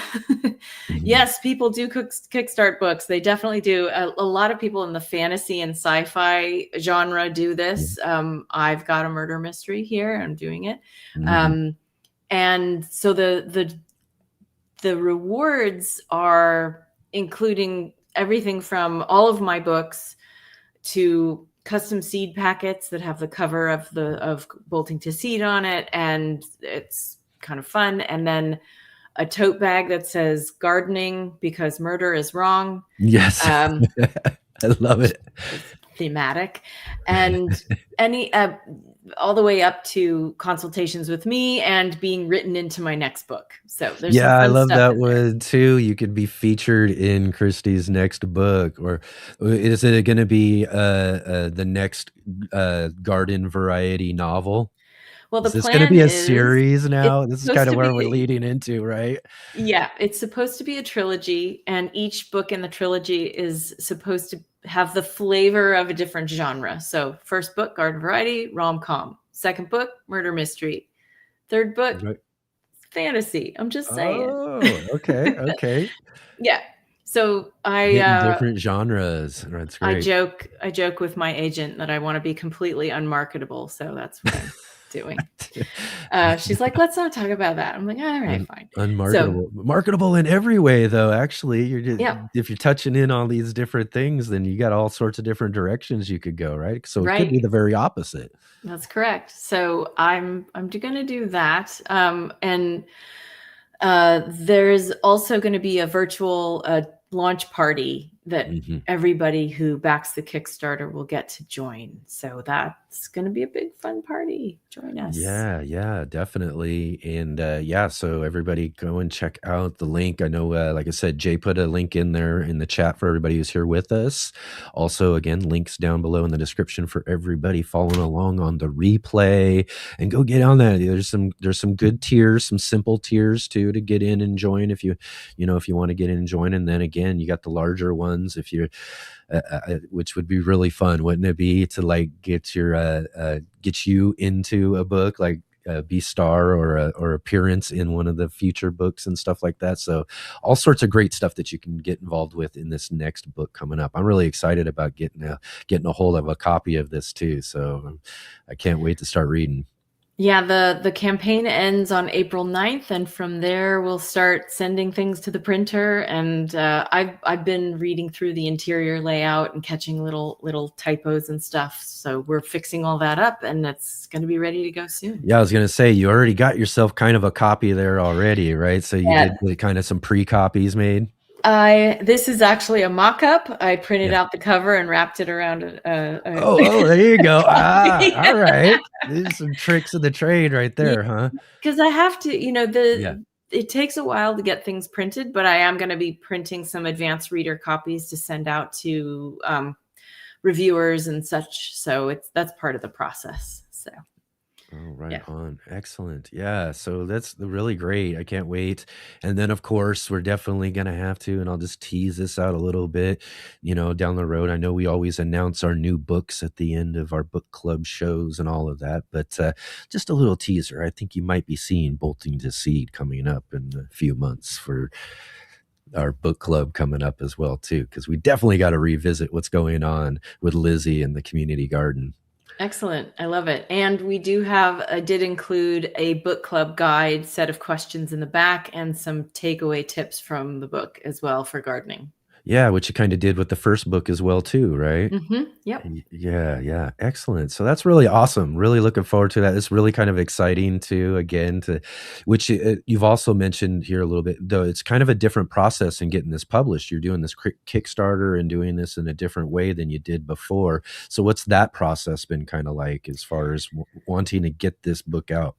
It's been interesting. My agent had this book for about almost a year, and I was getting impatient. And I was like, I really just want to get this out. And rather than try and wait to find the right publisher for it, because it is more challenging to sell sequels. And now, publishers are not taking chances on things. They want, proven IP and all kinds of stuff that makes it harder and harder for authors to get their books published. And with all the advancements in independent publishing, it has become so much easier to just put out your own work yourself. So I decided to go that route with Bolting to Seed.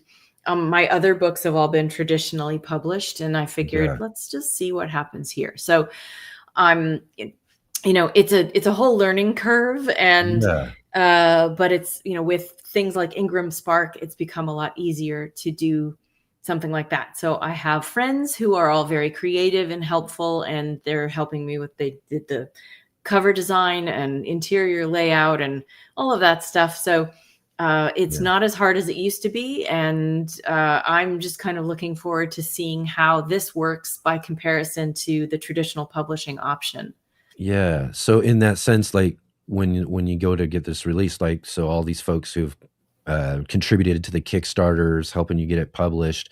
So you then just kind of send it off to what kind of is there a book printer or anything specific that you use that put out the book? And is it like by order? Do you do it that way? Or do you get a whole bunch of books that you got to sell kind of out of your trunk of your car or anything? Or I don't know, how does that kind of work? Yeah, all of the above. So Ingram Spark does print on demand. They'll let you order in bulk, and then they also do distribution to traditional publishing, not traditional publishing, but like booksellers, libraries. They reach all of the same, they have the same reach as traditional publishers do in terms of distribution. So it makes it easier for independent publishers to get their books into the places that regular traditionally published books are found. So you can order directly from them as print on demand. You can order a box of 100 or whatever. And, then also when you put them in charge of distribution, they put it in catalogs that go out for book clubs, libraries, and bookstores, booksellers to stock in their catalog as well.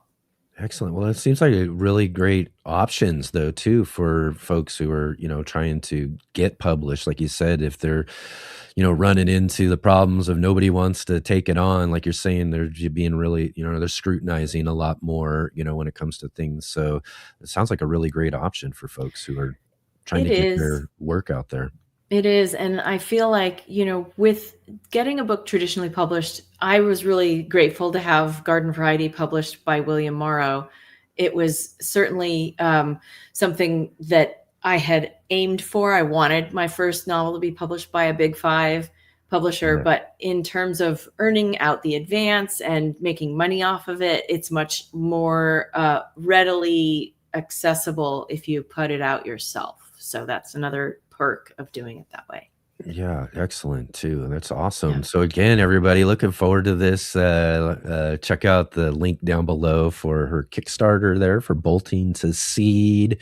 And yeah, I'm just really exciting. I'm excited for you. I'm excited for this new book and all of Thank that you. as well. So that's just going to be really awesome to see how it all works out. Again, too, I, in a way, find it as well too. Like I said, inspiring to see these sort of this new adventure in book publishing as well too. So it'd be great to see kind of how that works out as well for you. Thanks. I am too. Yeah. All right. Let's see here. I did get a few questions here. David dropped in a couple. Let's see what we can get a couple of these. Let's check out this one here. Christy, you teach a lot of techniques, but what do you think gardening teaches people about life that they don't expect when they first start? Such a good question. Yeah. I think it is the biggest lesson is embrace failure, because we all are going to fail. That is a given. Nature always wins. And the more and the faster we can learn how to work with her instead of against her, the better things get. That's my takeaway for that question. And I think that's a perfect answer though, too. It's probably the first best answer in that, what you should do as a new gardener getting started, because again, as gardeners, when we first find the garden bug, we want to grow everything, and we're hitting up every seed catalog, we're buying all sorts of seeds and all that sort of stuff, and we just want to grow all of this stuff, right? And it's really almost impossible to talk us out of it, right? You're going to try everything. I remember my first garden. It was, my first garden was pampered like a newborn baby, and it was great, and everything grew beautifully. And but then you get a few seasons in, you're like, that's not working anymore. I wonder why. And you just start learning as you go. And the beauty about gardening is that you'll never know everything. It is a constant learning process. Lifelong. And so if you're goal oriented, you will learn to shift your goal into accepting a little bit more chaos into your life, a little bit more failure. It's changed who I am for sure, because I was, super perfectionistic and type A, and now I have arugula volunteering all over my yard, and I'm fine with that.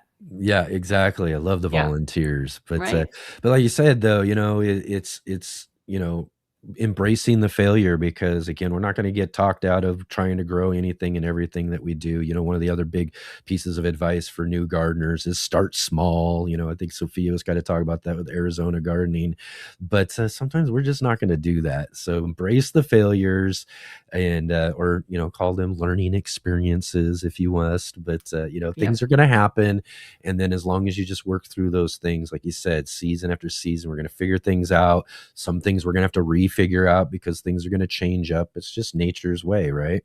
Yep. Failure is opportunity. Failure is opportunity. That's right, for sure. Excellent. Anything on that line though that you've kind of learned recently in the garden? I know, I guess we kind of touched on a little bit earlier, but I think, there's so many things. Research is my friend. Whenever I see something going on in the garden, I immediately start looking up what it is, what's causing it, and how I can prevent it. And really not by pulling out the bug spray or the fungicide. I'm looking for a biological approach to solve my problem. And whether that's planting more of the flowers that attract the right bug to parasitize an insect in the garden, that's going to be, that'll be my first approach, rather than hacking the system and using, baking soda or some like homemade detergent or whatever. I'm just not going to do that. I'm looking for the nature's solution. And if I can boost that with a little science, I will. Yeah, that's always the best way to go. I mean, embrace organic gardening from the very get-go and all of that, but I was trying all sorts of different things and this and that and experimenting with things like you're talking about that I'm hearing online and everything. But when it came down to it, when I started finding my best gardens is when I kind of simplified things down to, just maybe some good regenerative principles, doing my own compost and, creating my own like compost teas. And it started also making things less expensive too. Right. Yeah. Not having to buy all these extra inputs or doing some of these other things. If you just start doing and following nature's way just a little bit, it can be a lot more simpler. Yeah. And I think if we get out of our own way, it's a lot, Mhm. it's just a lot Yeah. better. Most of the time, it's better if we just get our hands off of it most of the time. Yeah. And that kind of comes back to the idea of embracing these things, right? Mhm. In these things that come up and, learning opportunities and such is that, got to figure it out as it kind of happens and find those solutions. And it just becomes a little bit easier. Mm-hmm. Exactly. All right, let's see here. Got another question from David here. This one here.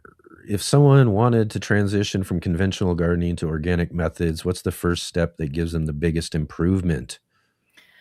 Soil. Yeah. Care Yeah. about your soil and stop tilling your soil. Give your tiller to someone who you hate and let them destroy their soil. So that's kind of my first start, because everything begins with the soil. And Yeah. when we're stewarding the soil food web, the microbes, the fungi, the bacteria, the protozoa, nematodes and ciliates and flagellates and all of the things that live in our soil, they are the network that we need to be supporting the most. And Yes. so when people are using pesticides and fungicides and chemical fertilizers that are killing off your soil microbiota, then you're doing more damage than good. So when you're transitioning away from chemical fertilizers, you want to focus on compost, worm castings, and mulch. Those are my 3 favorite ingredients in soil. Compost, because it helps inoculate soils with more microbiology. Worm castings, because it's a micronutrient and a pest control. Yeah. And mulch, because it's a fungal food. Putting down mulch on your yard and to a depth of like 3 inches is going to help make your soil more porous without lifting a shovel. You're going to be able to dig it like butter after like 4 or 5 months of having mulch down, because it's a fungal food. The fungi start to breed and they're drilling tunnels and connecting roots to micronutrients in the soil and making connections and networks that we can't make on our own. And it just makes the whole understory, underneath your feet so much more alive and vibrant. And it just makes everything better and stuff grows. And that's the best thing you can do. Yeah, exactly. And for me, kind of back to what I was saying there, when I was first getting started and doing things, and we mentioned a couple of weeks ago, big person in the soil sphere of the garden world was Dr. Elaine Ingham. And I'm sure that you probably checked out some of her lectures, but that was how I really learned, was watching some of her lectures early on in my gardening to start making those changes that I, and stop chasing some of these other things that I was doing, and just really kind of focus in on the soil food web and soil life itself, because that's really just where you're going to, and again, your garden's going to improve so much when you really start to center in on what improves the soil, what you can do. I like that you're talking about worm castings and stuff like that too, because this was a big one for me. I did a whole experiment a couple of seasons ago as I started my own worm bins and started collecting my own worm castings, was to just make worm teas. And I used those in my garden for a whole season. And it was probably one of my best gardens I grew, was in doing that. And I was producing them all myself. And, again, cutting down cost at the same time while we're able to help improve our soil. Yeah, it's really the way to go. Although I do want to say, if you have a worm bin and you get the leachate, which is what it's called, the runoff from that, if it smells like garbage, don't use it, please. It should smell fresh. Yeah, once it's gone anaerobic, it's not going to do great things for your garden. You could dilute it 10-to-1 with water and stir it and get some more oxygen back in there before you use it. But I usually put that in the compost bin and let that work itself out. It'll oxygenate in the compost bin, and then it'll make its way eventually into your garden, but not straight. I've killed too many and that's one thing I always tell people too, is like making your own like simple worm bins at home is usually the best way to go. As far as those sort of things, you see these things out there for worm bins, and they got the little nozzle on the bottom and all of that. And really, when we learn from folks who are, really professionals at, growing worms and doing this sort of stuff, is that you really don't want leachate, as it's called. If you're seeing that, it's really probably going to mean that you've got too much moisture within your bin, and it's kind of dripping out, and by that time it's already kind of starting to go anaerobic. It's causing some issues probably in the bottom layer of your worm bin, and that might even be reasons that you might be chasing worms out of your bin and that sort of stuff because of that anaerobic moisture that's just really accumulating at the bottom of the bin. So it's really not a good thing, leachate, when it comes down to it. And you don't buy into the whole nozzle and we're going to like just pour out some worm stuff, right? Right. That's correct. Everything you just said. Yes. Yeah, exactly. So, and if it is the case and you are starting to see something dripping out, if you got a worm bin and it is doing that, then you might want to add some more bedding material in there. Maybe mix that in so it can kind of soak it up a little bit, and that'll help out your worms inside, so you're not, again, chasing them away. Yeah, they love paper. Shredded paper is always a good thing to add, and newspaper across the top to keep the flies at bay. Yeah. Usually when I'm starting bedding, I'll soak it up just a little bit and kind of let it drain or whatever. But in this situation, put it in dry. If you got a wet bin, put it in dry, mix it in there, let it soak up the moisture that's accumulated in the bin. But it's great stuff though. The worm castings and making teas out of that. Make some great teas for your garden, and you'll love the outcomes that come from it. All right, let's see. One more question from our friend David here. He's always got these great questions he puts in here. But he says, your brand is Gardenerd. What does becoming a Gardenerd actually look like in real life? Oh, well, honestly, people self-identify. So I'm not going to judge or say what are the requirements for being a garden nerd. I think people figure it out for themselves. I know when I used to do trade shows, I'd have the banner hanging up behind me and it would say Garden Nerd, and people would walk by and be like, oh, and then they pick out their phone and they start showing me pictures, and it was like, okay, you're definitely a garden nerd. And that's like the bargain basement requirement, is that you are enthusiastic about gardening. As a brand, I tend to go with science-based, provable science-backed data that helps people grow without getting too far into the geohacking or what, I don't know, whatever. There's a lot of people out there who are like, I'm gonna make this my whole life and whatever. Anyway, it's just, you just do what you do, fall in love with it, and never stop learning, basically. But I'm focused on vegetables. If I can eat it, I can talk about it and tell you all about it, mostly. And it's a place for people to have fun and not get too serious about it. Yeah, exactly. And I for myself would say that if you end up like yourself too for 17 years doing your podcast, or Sophea, who's just starting out her new podcast that we talked to earlier in the show, or like myself here, you got your own gardening talk show on the weekend, that sort of thing, you're probably a garden nerd. Yeah, you are. For sure. When it goes, for sure. If your seed collection is bursting at the seams, you're a garden nerd, for sure. I see. You got to get a series, right? Of like that, like the old, you're a redneck gif, right? What's his name did?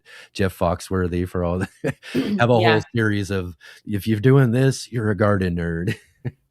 Yeah, and I'm actually, you mentioned a series, but I am actually working on one that I can't talk about yet. But next time, maybe I'll have more to talk I about. think we've teased about it before last time, right? But I think Yeah. I think that's a great idea. It would be so wonderful with all the types of things that are out there if that did happen, for sure. It's happening. Oh, okay. Yeah, we will have to talk about that down the road here a little bit more when you get back on to talk about bolting to seed, for sure. But yeah, again, real quick here, tell us a little bit about anything else interesting or fun, or any new projects, or any sort of things that you got coming up here for Gardenerd, or wherever else going on in your life, the community garden, all of that sort of stuff. What's happening in 2026 besides the book? The main focus is bolting to seed, getting that out there, and then I will after a little bit of a break, I will start working on the next novel. I also have this other project that I'm working on that I can't talk about it yet, but I will when I have more info. I will. I just don't want to put the cart, I don't want to roll it out too soon, too prematurely. So I will hold that for another time. But and of course, spring planting and all that good stuff. So get out there, get your hands in the dirt, have fun. Yeah, definitely do that. And like I said, we got lots of great links down below in the description, so you can go check out, for one, Gardenerd. They got the website over there that you can go check out. Also, we've got the link down below to Bolting to Seed Kickstarter. I really encourage you guys to go over and check that out. Go and help support Christy's new book. And like I said, get in and do that, because then you can come and join us, because I'll be there too for the launch party and all of that as well too. So that'll be a bunch of fun, and all the other fun things that you can get on all the different tiers of that she has available for the new book. And if you haven't had a chance to check out the first book, Garden Variety, definitely go check that out. And our book club interview we did, talking all about it with our good friend Mark Boucher Colbert on our book club. And so I got a link down below for all of that as well too. So right on. Again, thank you so much again for taking your time to be here with us today to talk about this just fun new adventure for you with this new book.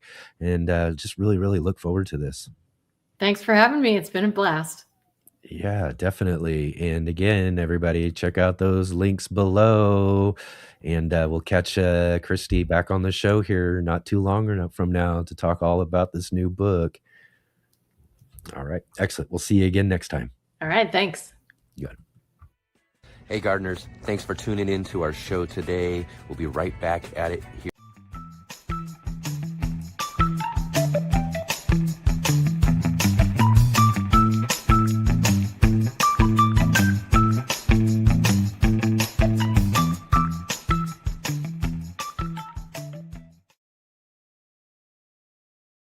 All right. Back at it here again. Thanks to Christy Wilhelmi for joining with us today to talk all about her new book, Bolting to Seed. And as I mentioned, we got all those great links down below. Go show some support to the channel and the show, and all of the guests come in here and join with us, like Sophea. We got a link to Sophea's One Arizona Garden and her podcast, Sowing Green Things. So go definitely check those out. And like I said, go and leave them a comment on one of their posts or videos or something there, and let them know that you saw them here on the Let's Get Growing show. And again, everybody, thank you so much for being with us here today. Again, just a really great show, and some really great guests, and lots of awesome gardening things to talk about today.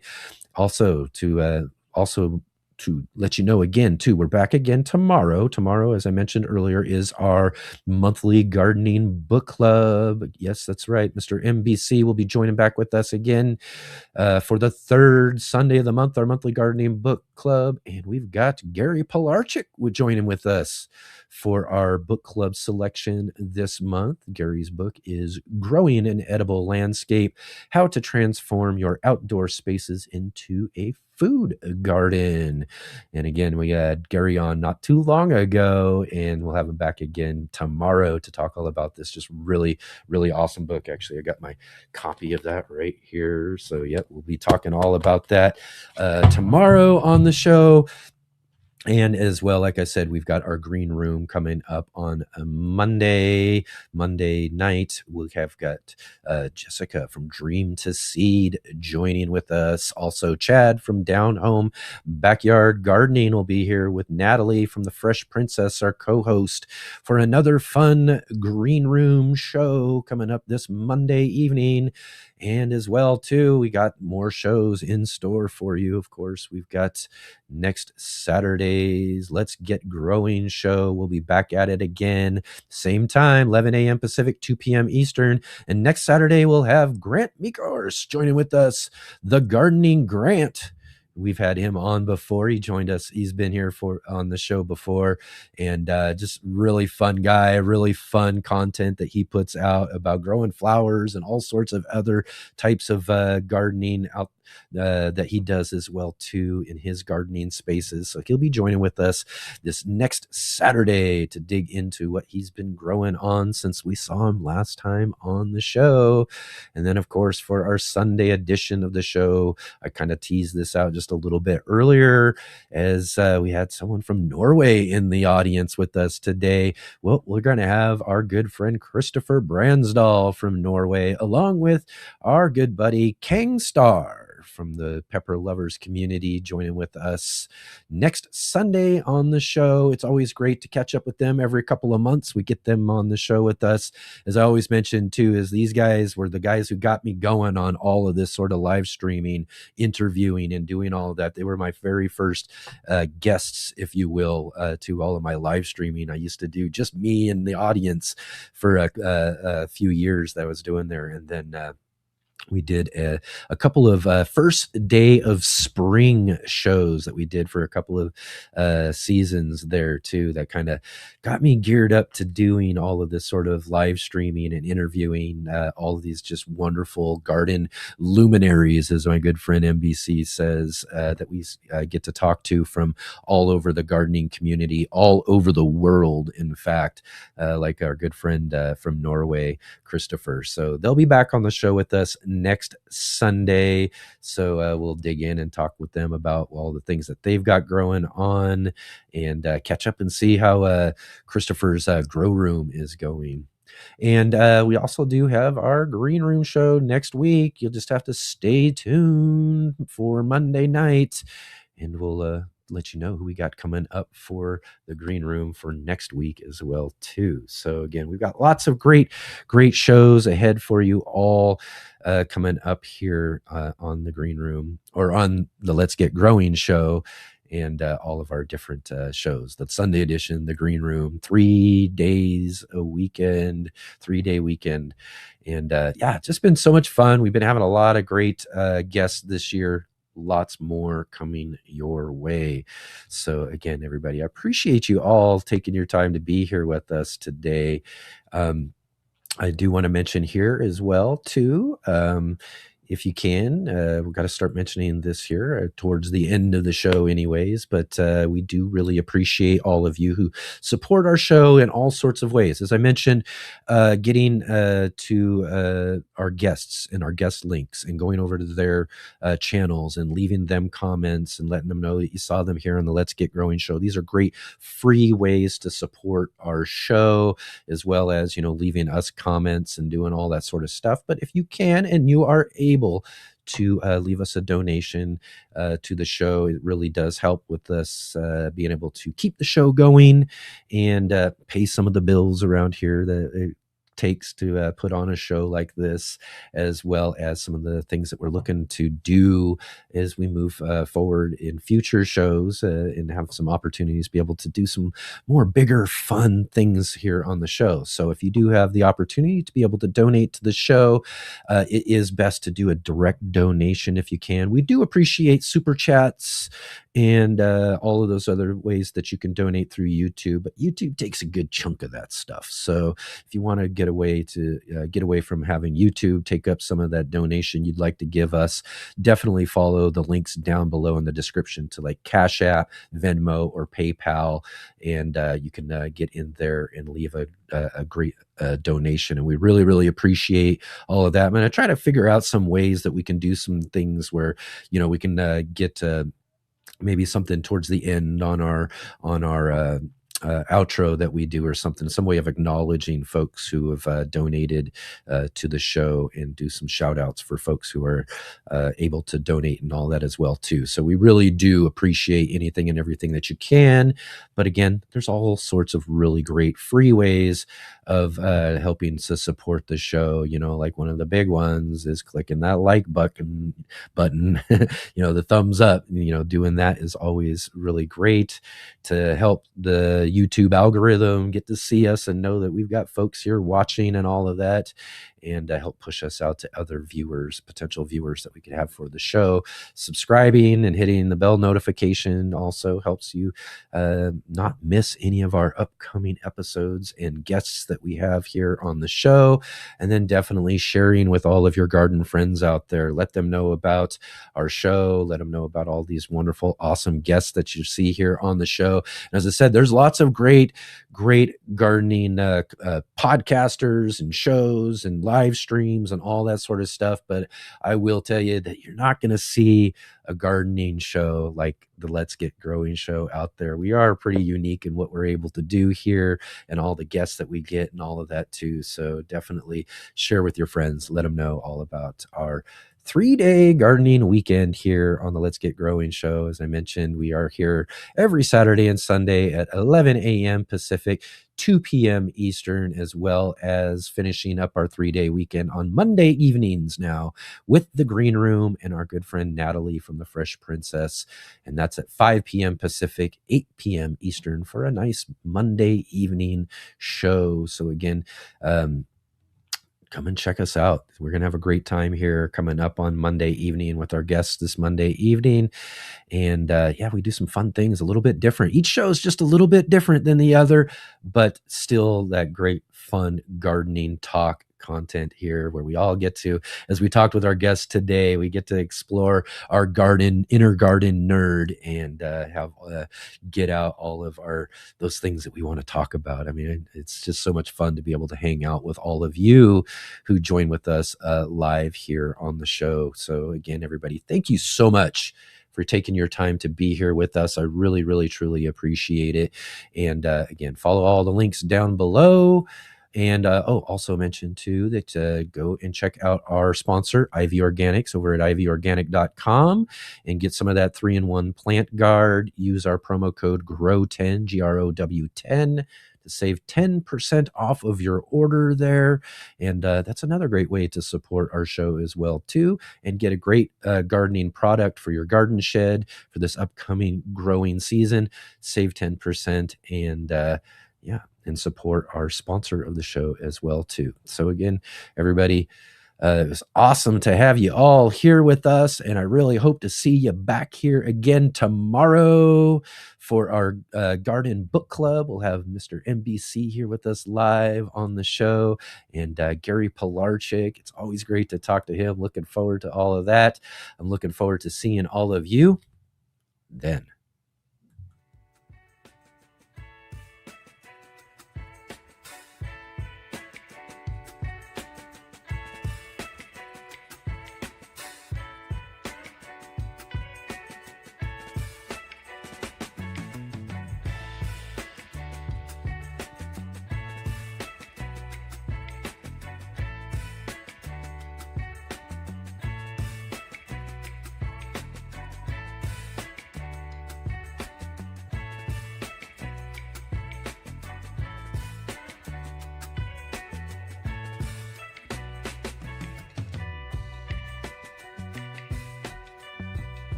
The ugliest plant in the world, but I love it.